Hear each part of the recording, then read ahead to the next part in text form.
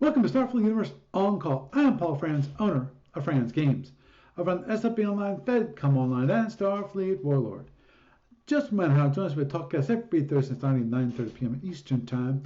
You can either call on the phone, just dial 605-562-0444. Just follow the directions. The call ID is 17702.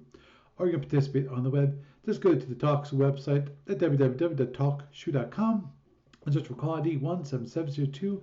Or SFU On Call, or Starfleet Universe On Call. You will find us there. And of course, if you want the best online experience, then you want to go to twitch.tv. Yes, twitch.tv. Twitch.tv/SFU On Call, and you will find us there. And you can watch my wonderful face live. You can join us in the chat room and talk about what I'm talking about or something else. I don't control the chat room. They can talk whatever they want. But moving onward and forward, my contact information is sfuoncall@gmail.com. That's sfuoncall@gmail.com. Also, you want to follow me on Twitter. The podcasting account is SFU On Call. Also, my personal account is Paul Franz. It's PAUFRNZ. There is no T in that. And of course, Franz Games. Again, there's no T in Franz. I'm sure you know how to spell games. And of course, I love the TalkCast. Gets turned into a podcast available on iTunes and various other feeds around the net. When it comes to ADB this week, it's pretty quiet. Not hearing anything at the moment. The last thing as reported last week was, of course, the increase in cost for the physical product. And also, I mentioned a couple weeks ago, which was, of course, I queried Steve Cole about, if they don't ship counters for the latest and greatest FedCom module, could you at least sell cards? Hey, whatever it costs, I'll buy it for whatever it costs. If it's triple the cost than previously, I'll buy it for triple the cost. Because I really want the ship cards, the physical ship cards. Actually, what I'll probably doing is I'll probably be looking into that, see how much it costs for me to create my own cards. And of course, the tough part is, will they actually print them out at Staples? Because that's where I probably use. I got to check to see if they have card stock.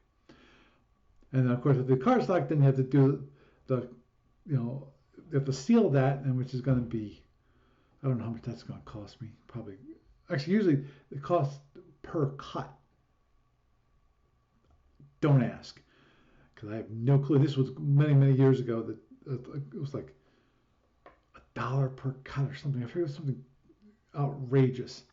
But anyway, moving on, the SFB Online Tournament, which is a Sapphire Star 13 tournament, which has 2 games that are completed. My game has only gotten to the end of turn 3, and that is a game that's going definitely differently than I had expected to go. It might be a very, very, very long game. Don't know. The tough part is going to be, of course, the Hell Wars that the WAX has when Auxiliary BC. That's the abbreviation. But moving onward, the latest online client version of the client has not been released, in theory, because of the issue with Mac, and I have to get back to it and actually work on getting it all happy-dory for the Apple people. And moving onward, when it comes to library report, there's nothing really to report there. I did update some of the Learn library on the SFB library. I think I got an email from Matt possibly yesterday, maybe today. I saw it when I was preparing for this podcast, but I hadn't had time to actually read it. Lord knows, I get so many emails, I really don't have time to read them all. That's why my inbox is inundated with emails, and I usually delete around 90% of them. But anyway, when it comes to FedCom library, there's nothing new there. We probably will be doing that with the gunboats. I need to reply actually to Chris Newsy, because he sent me the first one and it looked good. From my perspective, I'd not actually tried to create a ship definition from that image, but I replied to him. So with that, that is the news for this week. And it's me, Solomon Paul Friends, welcoming you to Starfleet Universe on Call.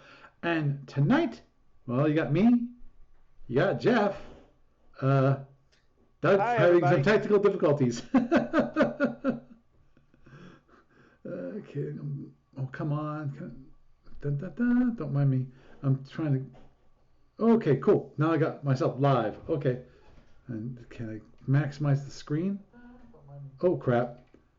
Okay, cool. Now I got myself live. Okay, there. That could be really bad. Because I had this... yeah. Did you hear it? Did you hear it? I did hear it. Yeah. Because... About 2 seconds delayed. Right, and you can easily hear a feedback loop too. If I let it go, I'm sure it will get caught in a feedback loop. Maybe not just because of how large the delay is, but the echo will probably drive people unmistakably nuts. Because I actually did that I was recording one of my podcasts at Origins, and I had it's called a Zoom, XOOM, a Zoom.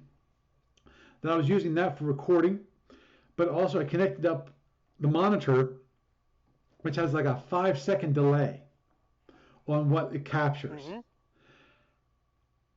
That was difficult, but I got used to it. I got used to the idea of hearing myself and hearing the same thing echoed like 5 seconds later.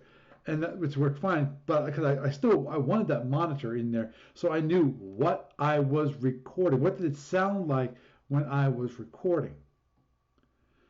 And so, and that that helped out a tremendous amount by having that little monitor. So that's nice. I still have the Zoom. I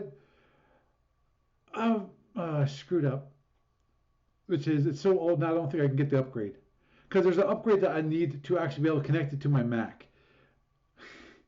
You have to upgrade the firmware to actually connect to my Mac. This is pretty old at this point. It's over. I think it's over 10 years old now. So, I had an opportunity many, many years ago. Then I didn't take it. But that's the way that works sometimes. Yeah. But anyhow, moving on and forward. And forward is what? What was in the past? Big surprise. Apparently that's what it is, isn't it? But I figured we only got 3 turns in for my game, which was done last night against John Wrigley. I got 2 in on mine against Peter, so yep, I know what you mean. I noticed that. I cut. I did not play until I could not play anymore. I kind of did. It wasn't like, okay, go and then go to bed. It's like, no. I needed some downtime between we got off and I headed to bed, which was going to be just like half an hour or 45 minutes after we got offline. So I was like, okay, that's where we ended at turn 3. Ended turn 3. Good. Now, I wanted to talk about that really quickly. At least that's the first topic. And that is, I know John Wrigley wrote up a quick synopsis. There are certain things that he missed in the details that I thought were kind of just nice to know. Yes, he mentions that he had a drone swarm. Now, the one thing he didn't mention, which was how the game started. Because as we discussed last week, I was wondering whether I should go right in for the middle and meet him there, or I should go for a corner dodge and let him come to me. Well, he didn't give me much choice. Because what he did an offside corner dodge, i.e. instead of turning right to go to the closest corner, he turned left going towards the farthest corner. So he gets in theory, gets closer to me, but he still ran right across the wall, and he was going pretty slow. He was going speed 15 to start out the game, so he was going really slow, and it's like, okay, why are you? I'm thinking to myself, why are you going so slow? Still haven't figured that one out. I think he went so slow because he was hoping to hit he had a reinforcement on a shield, which to me is still kind of weird, but that's the way it is. Okay, but he went along the sides, and as I approached, what he did, he started launching pairs of drones. And here's the weird part to me, and that is, and he didn't mention this in his post, and that is when he launched them in sets of 2 from each of the pairs of drone racks. Now, that's fine. One direction E, the other one direction D. So they're always spreading themselves out. So when I got close enough, I'm approaching, I'm around range 9 or 10, I think it was 9. His drones are really close, and I know if I go straight ahead, they're going to hit me. So, okay, I try to knock down the 2 front drones. Okay, let me go back. Just one minor thing, and that is that one thing I did notice also.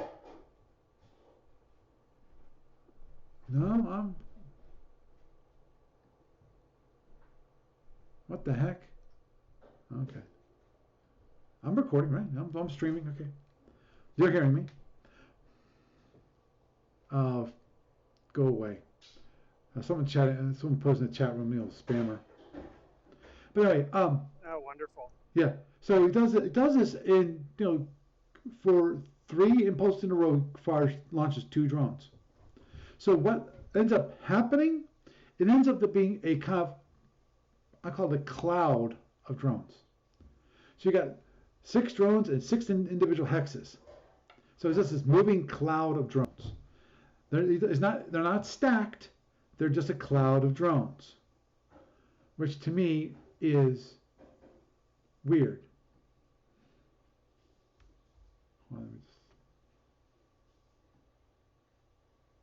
It does seem an odd choice. It'd be interesting to talk to him about why he chose that methodology after the battle's complete. Oh, agreed. Now I knocked out the 2. I unfortunately get into range 8 on impulse 32. Was it 32? No, 31. I think it was 31. I blast him range 8. Not the greatest in the world. Not bad, not great. When it comes to my 3 shield crackers, 1 hit. But they didn't hit any reinforcement, so I was encouraged. Then I fired 4 overloaded PCs and 6 phaser 1s because I figured it out, and I definitely could keep out of range of the drones. I could basically side slip and turn, and be run away from it and not get hit by the drones. So I didn't have to use my phasers for the drones that much. I wanted to kill the front 2 so I can get a little closer, but didn't need to do that. Anyway, so I wasted 4 phaser 3s at range 2, and I killed 1 drone, didn't kill the other one. But those were the first 2 drones. Big surprise. But anyway, I hit him. Actually, I get 2 internals. It's like, yay, 2 internals. And I get cargo, drone. So I went, cool, drone. I got a drone box. So that's 6 drone. Sorry, either 4 or 5 drones. Then. Well, 4 or 5 drones are gone. Yeah. Most probably it's 5. Because I can't imagine actually destroying a drone rack that has a Type 4 drone. Not when you've got others to buffer it, yeah. Mm-hmm. Exactly. The only reason I can imagine ever doing that is if you want to save the extra drone. Because what happened actually is the next turn, at the end of turn 2, he actually repaired that drone rack. Obviously, as a drone an A rack versus a B rack, but it's still a drone rack. And I thought all the tournament racks, except for the Zenti, were B racks, and the Zenti has a pair of C racks, and no, opposed to go with their pair of B racks. I thought otherwise they were all no, B racks. they're all B Like racks. the Fed, who's got a G rack. Yeah, they're B racks except for the Fed, which has a G rack. But the thing is, you can repair it as a drone A rack. It's like repairing a phaser 1 as a phaser 3. Right, hasty, downgraded, hasty repair, Mm-hmm. and it doesn't replace the drones. The drones are gone, but Right. it gives you another piece of hellbore armor, so to speak. Mm-hmm. Now, in his case. Yep. Now let's get onward to turn 2, because basically I came in, I started slow around speed 17, then I sped up to speed 28 on turn 1. So I was able to get to range 8 on 31, turned on 32, so I ended up around range 9, I think. It was 8 or 9, I forget which. But okay, turn 2, he's chasing me, and I'm doing my best. I finally end up after I turned to the left, and I went across the board, and then I turned down. I went down as far as possible. The idea being that I'm hoping that he'll turn to direction D and get a down shield facing me. Unfortunately, he never did that. I ran out of room, and I had to turn in to go along the bottom of the board. And by that time, then he could turn to actually direction D and make sure his shield number 2, which I knocked down, was not ever facing. So, yeah. So I was always facing shield number 1. So I'm keep on running around the bottom of the board. I made sure I had my speed high enough so that I stayed ahead of the drones and him. So lowest speed I was going to like speed 25. So I was booking. Then turn 3, okay, I start turning, and so he gets to around range 3. That's where he fires not 2 hellbores, but 1 hellbore, which makes me wonder of either it's a tactic, or it is purely a power move. Meaning, he's trying to save power, so he's actually only charging 1 hellbore at a time. Because I have a hard time, or he wants to have it so that he'll fire 1 hellbore every turn, possibly. I'm just shocked they only fired 1 hellbore. Because to me that means either tactically he wanted to only fire 1 hellbore, or 2, he didn't have the other one fully charged. Because it's not like he wasn't in overloaded range or anything like that. And also on turn 1 and turn 2, okay, let me think. Was it turn? Let me think about this for a moment. Yeah. Okay, turn 2. One thing he did do turn 2 is he fired his 4 phaser 1s at me, got 1 point of damage against my shield number 24. Actually, was it 1 or 2? I think it was 1. He rolled awfully for his phaser 1s at range 6 to 8. So I was like, okay, great. But the thing is, now he's got a shield which has got a dent in it. So unless I decide to reinforce, then in that case, if I reinforce, then I could hold it, so I can understand why he might not want to fire his hellbores, because of not a big enough dent to allow that shield to be the focus of the hellbore damage. So come around the turn 3. I come around in front of him, so he gets to hit that shield number 5 again. The 23 point number 5. He finally gets it down to.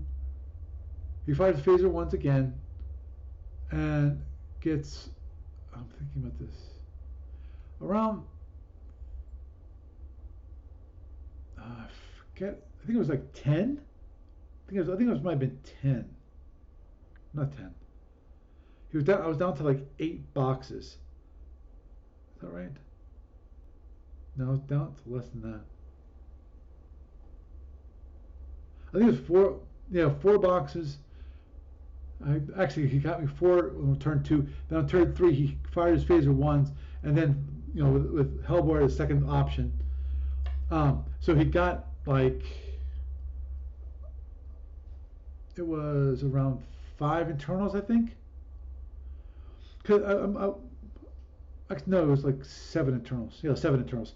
Because I looked at it and went, okay, if I use my batteries to reinforce that shield, I'm still going to take internals. So I'll just think, I'll save my energy, take the chance on that, and I don't reinforce. So, yes, I know I just gave away a little bit of what's happening internally to my ship. Whatever. But, so he gets 7 internals, and he gets pretty much padding, except for he hit a shield, knocked out a shield cracker, knocked out a phaser 3, and that's it. Now the thing is, I've got to figure out how to. The problem is he got shield number 5, so he's chasing me. So shield number 5 is going to be hard to keep out of his out of arc of him as he's chasing me. So that's going to be interesting because that's around where we ended turn 3, and I have to look. I don't remember where we ended up. I think I got it so that I'm out of his FA arc because of but also I forgot to mention one thing. The drones, all the 5 drones, are still running around chasing me. After 2 turns, they're still chasing me. So, to say the very least, the John has got quite a few drones still available. He's still got, at the very least, 5. So,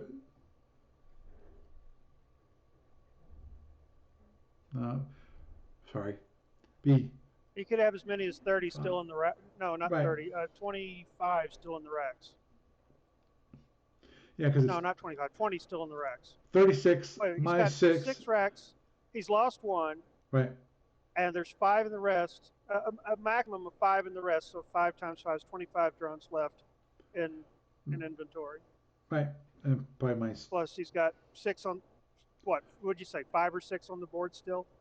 5. Yeah. So he has. So to say the very least, when it comes to seeking weapons, this might be a long game. Yeah, it's hard to plasma ballet is easy, drone not so much, and that's kind of where I'm at. Oh, understood. Yeah, the big thing for me when it comes to the drones is that, given the way I'm playing it, I am not going to be running out his drones. I don't think I can continue playing in this fashion where I'm just running away from the drones. I don't think I can keep that up. The only reason I don't think I can keep it up is because of that means we're going to be playing like that means I have to survive like 15 turns to have him run out of his drones. And the question is, can I? and that's provided he obliges you with launching drones as soon as the old ones drop off. Right. Exactly. Exactly. And at the moment, the thing is, he has no reason to drop tracking on the current drones. Yes, Kitty. No, I don't see that he would. They're doing what they're supposed to do. They're forcing you to adjust your maneuvering to his benefit, not yours.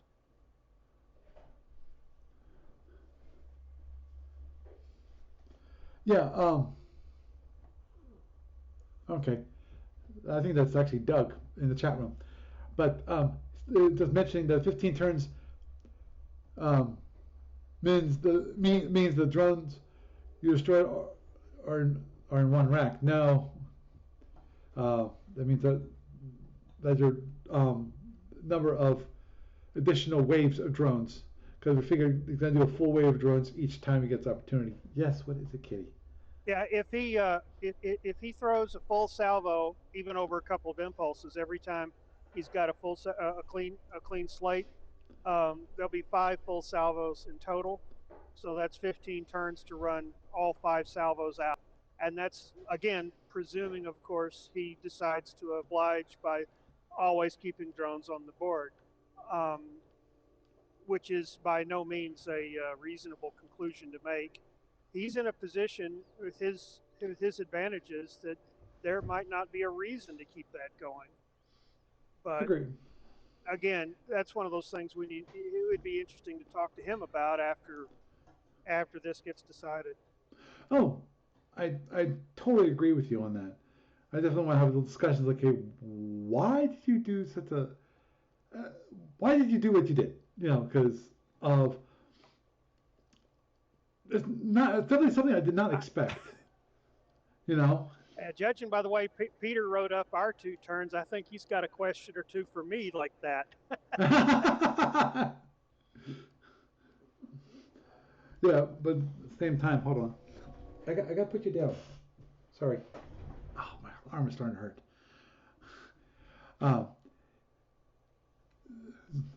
Zuko is a kitten, but he is getting to be a cat. Please. But anyway, yeah. So everybody's going forward. You know, I can't continue this. So obviously the one thing I'm gonna have to do my best is try to stay out of FA arc, so that I can stay out of his hellebores, because of now I got a down shield. Even if I repair like a box or 2 on that shield, still most of the damage is going to go right through that shield. Yep. So I can reduce the number of boxes, but not by that much. And as soon as I use all my either all my reserve power or additional reinforcement. Chris Newsy says, "Yeah, I vote for the cat as a co-host." That would be fine if Zuko was the co-host. The only issue is where he wants to be, and I can only hold him up for so long. Yeah, you're such a goofball. Well, he is a cute and fuzzy quality assurance manager, if nothing else. Yes, he is.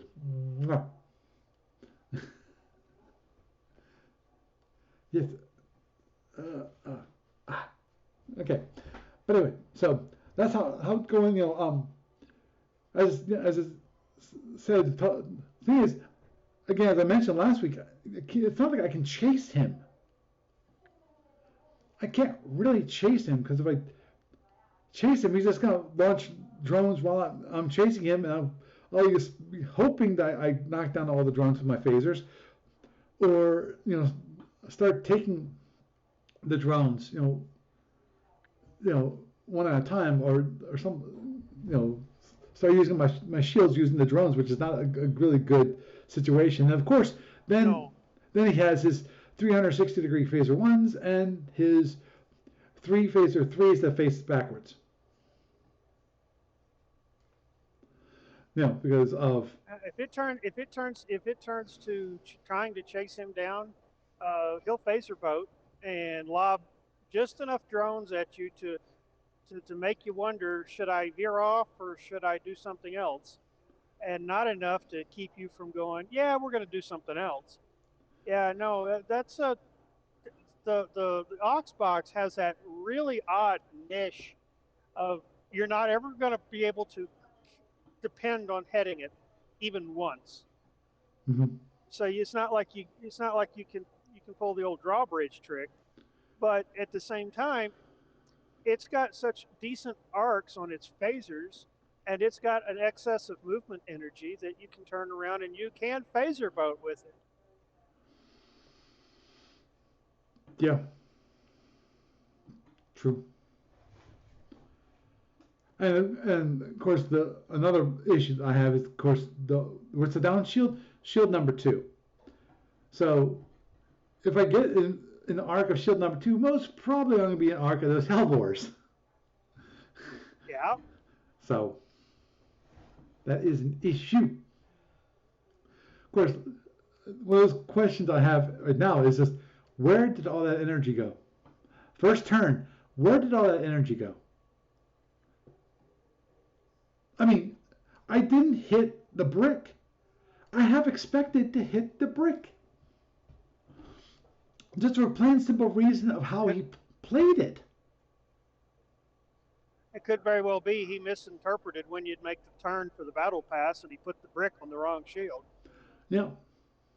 Or he thought I was going to focus on shield number one, maybe. Yeah. He thought I might do it, and I definitely did not want to do this because I mentioned this last week, which is I did not want to turn in front of him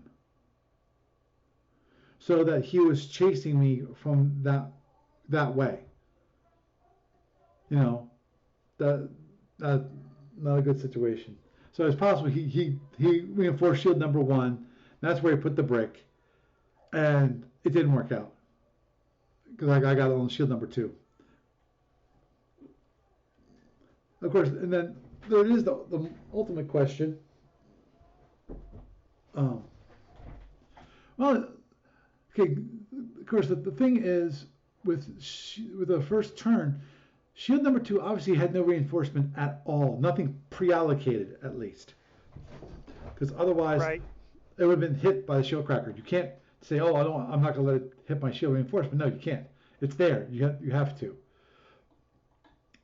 So, and I have to look. I'd have to look at the logs. I really have to look at the logs to see if he actually spent for. I'm assuming, because of it's only two internals. I'm assuming he actually used his reinforcement. Used his reserve power to reinforce the shield, so he only had 2 points of internals. Yeah, I think that's right. Yeah, I'm pretty sure that's right because I got 4, and then I got another 33, and then I got 2 internals. So that makes sense. So, well, we're all set to get together on Wednesday again because the funny part is next 2 days, today and tomorrow, he's busy. Even though he's retired, he's busy. Of course, I was busy tonight. I'm definitely busy tomorrow night. Also, I'm gone this upcoming weekend, which reminds me I have to send an email out to my warlord people and go. Turn's not going to be processed till Monday. Sorry, it is what it is. Now, Monday, I can't. I got to do Starfleet warlord stuff, so I don't have time to do it. Tuesday is his wife's birthday, so we're back to next time we can play is actually Wednesday night again. So That's kind of like the troubles Peter and I have been having trying to make our schedules mesh up. understood. Yeah, one thing I actually should do Tuesday. I should have time Tuesday, which is sit down and get it so that I can officially release the latest version of the online client. Because honestly, I have actually already uploaded those um, the clients for Linux slash BSD, Unix, whatever. And I've uploaded the updated version for Windows. This is the full version. This is not updates to the files themselves. I have not done that. I preemptively did that, and I was working on getting the Mac, and then I ran into an issue because of the dark theme that I have for the client. Unfortunately, for the Mac, it contains binaries, and those binaries then have to be signed for Apple to be happy. So I gotta see what I can do, and hopefully. Actually, the funny thing is, I could have sworn I ran the same issue last time I tried to release the product. I thought I remembered that something like that, and that's why I had to pull it from the client. So I'll see if I might just say, I might have to do a quick update for the Mac and go, okay, for a Mac you can't do dark. You can't use the dark theme. But all the rest, Windows and Linux and so forth, you can actually use dark mode. So, well, dark theme is what it is. Looks nice. Right. The dark theme looks pretty nice, though. There's certain things I don't like about it, which is because it's dark. Like the EAs, it's hard to see the columns as much. So. I'm hoping that I'll release it next week because I don't know what it is. When I say I'm about to release a product, it seems like people then start putting requests. Oh, can you fit this in? Can you fit this in? It's like no. At this point, no. You'll have to wait for the next update. Like some of the requests have already come in from who was? I think it was it Chris? Who posted it on, I think it might be Chris. It was Chris or Frank, I forget which. On the Discord server. Said, it'd be good to actually be able to turn off the trails, that I added on a per ship basis. It's like, well, that's something that we'll just have to look into in the future because I didn't do it. I don't plan on doing it. I want response back first from people on it before I touch it. That's reasonable. Yeah. Because at the moment, the one thing I did, which I think is a good idea, which is I limit the number of hexes to 20. So you only see a trail for your last 20 moves, which actually, that's one thing I wanted to bring up. Because I actually used, of course, the updated client. Big surprise because I'm the developer. Oh, shocker. And because I used the updated client, I got to see the trails actually in action. Used actually in a game. And lucky. Yeah, it was nice. It helped me definitely some. I agree with that. I got to see where he came from, where he was moving to and so forth. But for me, the one actually real benefit, well, and I didn't even really expect this, which is following the trail, you can see, the jiggy-jaggedy of side slips. So it makes it easier without looking at your side slip counter when you side slipped. Yeah. So to me, that was definitely an unexpected benefit to it. I have to look at updating the JDK a little bit. I'm not sure. I can do that or not. I have to change libraries and things like that because of there's certain things that does not work with the latest version of the JDK. And so I had to back out to version 11 for actually I had to find Microsoft's because Oracle didn't have it. I don't think there was an OpenJDK for the Mac, for the M1 Mac, that I could actually use. So and so I need JDK 11. Actually, that was the weird part when I first got together. It's like I totally forgot to degrade the Mac to use version 11, JDK 11 instead of JDK 17 for Java to actually have it so it will actually play with other people. So yeah, minor thing. I realized that when we started the game, I didn't see him. I'm not sure if he saw me. And I said, John, can we restart real quick? Because we hadn't started, no EA, no nothing like that.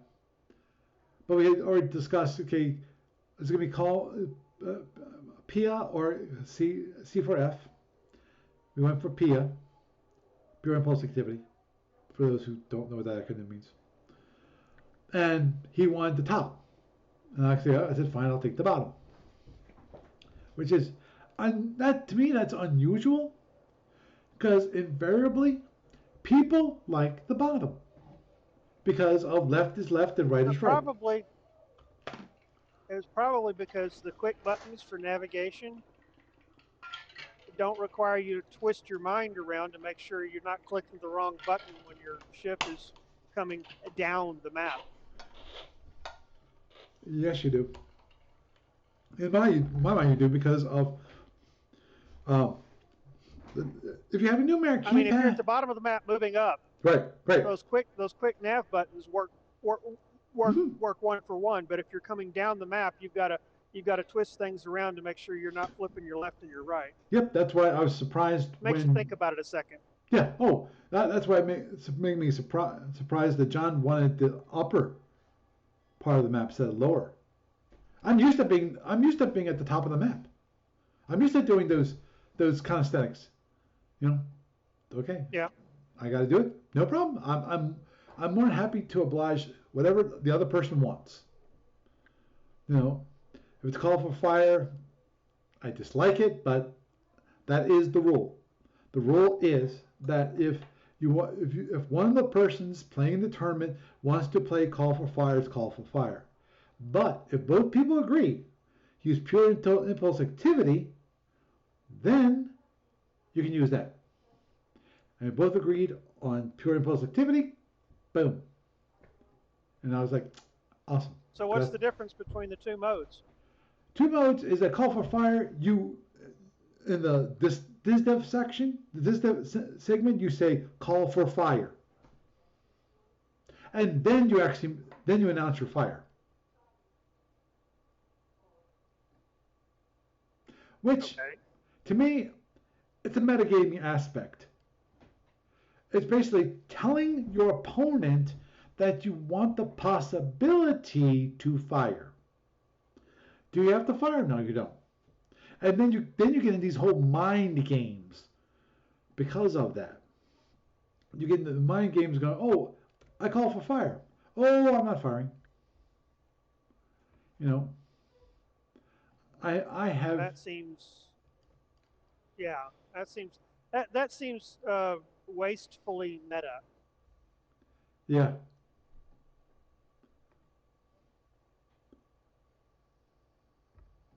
Oh crap! That's why. Hold on for a moment. Recording started. Did you hear that? Yes, I did. Yeah. I think I hit the button on TalkShoe. But of course, the thing is, now it makes sense. And it could very well, yeah. That makes sense now. Why Dave said no TalkShoe tonight? Yeah. Yep. Did not realize that. Well, hopefully you didn't lose the audio up to this point. No. Because as I look at the TalkShoe screen, the timer is at 53 minutes and change, and it's got a red background, and it didn't earlier. Right. That makes me wonder if it has been recording this whole time. It just hasn't been. It might not just has not been broadcasting it, because that's one of the things that's an option, which is you can broadcast the audio, and you have to explicitly select that when you start recording. But to me, it doesn't matter, because of the reason why I record on TalkShoe at all. One, obviously, is people can listen to it. That's the one thing. The other thing is that I have a backup recording, just in case something happens, like, oh, I lose the internet, or worst case, somehow my computer just dies in the middle of it. It shuts down or whatever, and I lose my side of the recording. I still have a recording. It's a poorer quality of a recording, but it's still a recording. Because actually, I've done that for at least, I think, definitely one, if not two, of my podcasts where there was something wrong with the local recording. I'm not sure what. I think it either. Oh no! In one case, I think it actually the recording software died. It crashed. Another one, it recorded garbage.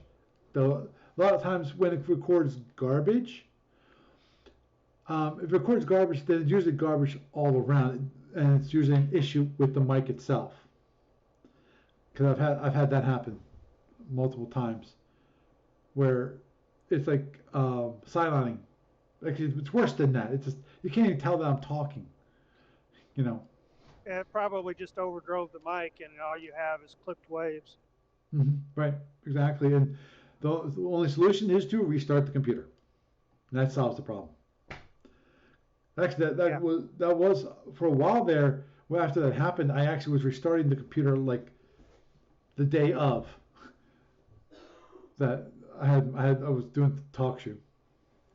Did that for a while, then I never did it. I stopped doing it, and I haven't had problems. I'm sure I'll start doing it again if I ever have problems again. Excuse me.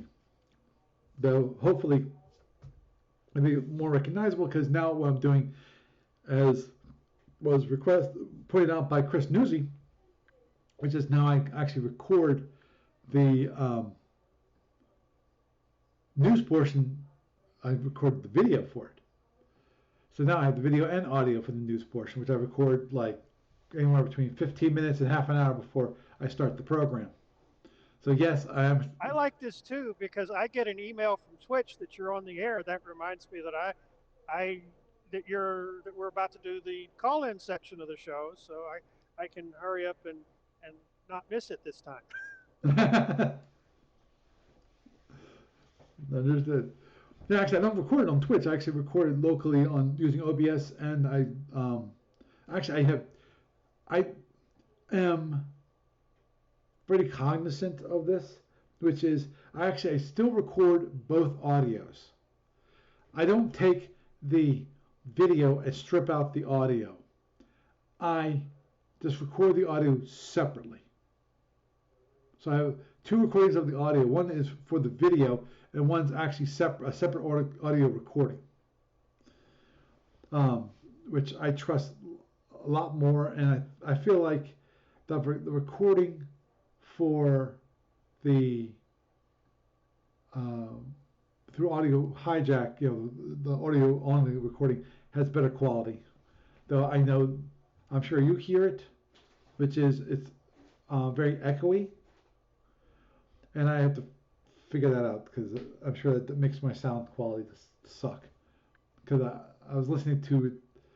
I was actually funny. For those of you who briefly watch me, that means you'll never listen to this.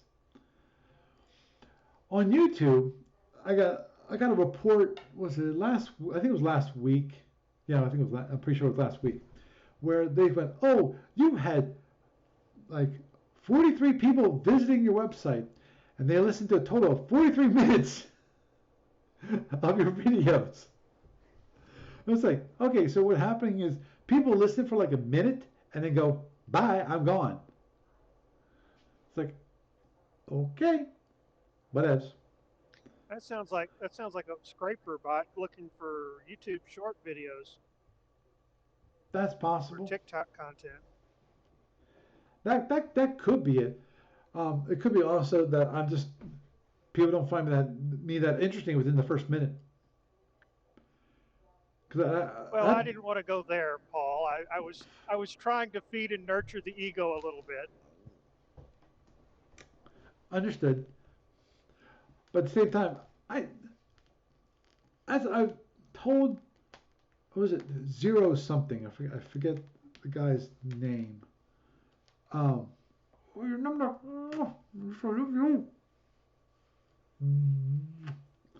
the man Kazan wars continue. Yes. But as I told him, I said, I'm mainly posting this on YouTube not to get more followers. If people want to follow me, great. I'd love it. You know, you can actually hear my melodious voice, you know, more often. But I don't have a big head to go, or I'm not. To say the very least, the whole idea of monetization of my YouTube feed is like, no. I'm not even signed up for it, and even if I did sign up for it, I know for a fact that I would not get any revenue at all because of how few views I get from my videos. I might get like 50 views for a video, you know. I have actually gotten a few which have gone up higher. Big surprise. Well, I had to check the subject matter. It was based on the subject matter that why the numbers went up. Zuko, are you asleep? I can't tell. No, I don't think he is. I'm using. Okay, but he's looking down. Okay, I'm looking at the playback over here of the camera over there. So, you comfy yet? Probably not. Here, go behind me. But anyway, so when it comes to the game, can't wait to see how it all goes because I'm hoping at the moment. Okay, in theory, okay, if you look at the damage, you look at the ships, and you'll go, we're around even. You know? Personally, I'm behind in my mind. Because of... Well, you started behind, too. Yeah, agreed. Because to me, if I could have, would have been best, and which is if I could have hit a rear shield. Because then if I was chasing him, I could actually hit him. I could hit the down shield while that was happening. So the funny part is that he wants me to go around to the left, and I want him to go around to the right. Because round to the left, that means my down shield is facing him. To the right means I have the possibility of getting that number 2 shield. Actually, yeah. At least a lot easier to get number 2 shield if we're going around to the right, I think. Yeah, because then he needs to turn more often. So he's doing defensively. He needs to turn. Versus, well, the good thing about actually going around to the left at the moment, on turn 2, was that he could not turn, so he could not cut me off. He couldn't turn in early, make the circle early, make an inner circle and have me go around the outer, and then him cut me off down below and get even a closer pass. So that ended up to my advantage. That the shield number 2 was down. Anyhow, actually, I think I'm going to wrap it up here because it's usually I close up the show in another 5 minutes, but I don't think I have another topic unless you have something you want to talk about real fast. Oh, no, that sounds good. Yeah, it's going to be interesting to see how the tournament plays out. I'm in a position where I'm afraid to even talk about what happened with mine because of where we left things off. It's yeah, yeah. I've got bad and worse options at the moment, Right. and then I've got really stupid, and I haven't decided which way I'm going to go yet. Well, at the same time, sometimes stupid is smart. Yeah, I get that. I get that. Yeah, because of It just yeah. uh, What? Okay. but That's no, not, it's I don't want it's you to just one tell of me. those things. It's like, okay, it's like, yeah, this would be great. I'd love to brag about it, but only if it works. Understood. Understood. Yeah. Okay. Well, Jeff, I'll end it here. So you have a good night. All right. Okay. Good night. So, had a nice little discussion about my game, and definitely it should be an interesting one to see if I can stay ahead. And as I said, the big thing is I got a rear shield down, so that makes things more difficult to fight. Um, and I'm definitely going to be quizzing or asking John, why'd you do that? Which is it's always a good post game kind of wrap up. Okay, what were you thinking? Why did you do this? Did you think of this? Did you think of that? And so forth. Which I always it helps everyone to be a better player. So with that, I am Paul Franz, and I bid you a good night.